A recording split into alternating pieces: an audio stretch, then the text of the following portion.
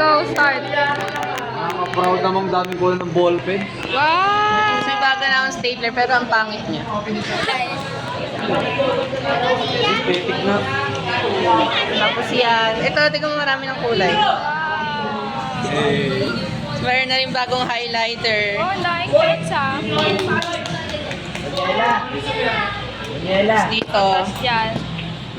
merong supot ng bag pa kasi umulan. So, Ah, ang kailangan galing. maprotektahan lahat. Walaan mo kung ano to. Hindi. Wow! Ang talino. Bimpo. Tissue. Wow! Dito rin yung napaka-zoom. Ito sabon, yung isang taon pa to eh. Baka matai ka. Apollo.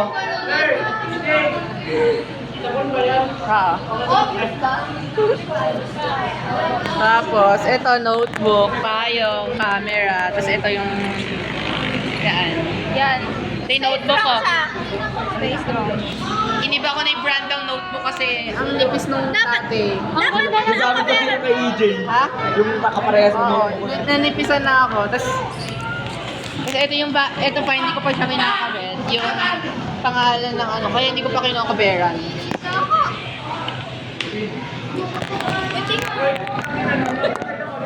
Kapaka-effort. Kaya mo, para matatakpan siya na gano'n.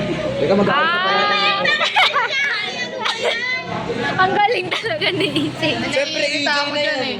Wow! Ang aesthetic. Oras na Aesthetic. sandali, gagi kayo. May monthly meeting kayo sa Sabado eh. 12:47. Monthly meeting. Ako ang speaker, mag-aayos na ako. Ano pa ba? Dito sa likod, tumbler, payo. Sa mga gamot, drugs. Drugs. Meron tayong Wala na naman sakit ulo ko. cetirizine, Hindi na masakit ulo ko. Kremin S, saka Biogesic. Oo, ano ba? Na-acid ka ba or pa? Ano lang, para lang siya. Yung acid sa taas or acid sa baba? Kahit saan, Yung sabi. palabas na yung nasa loob lang. Sa baba?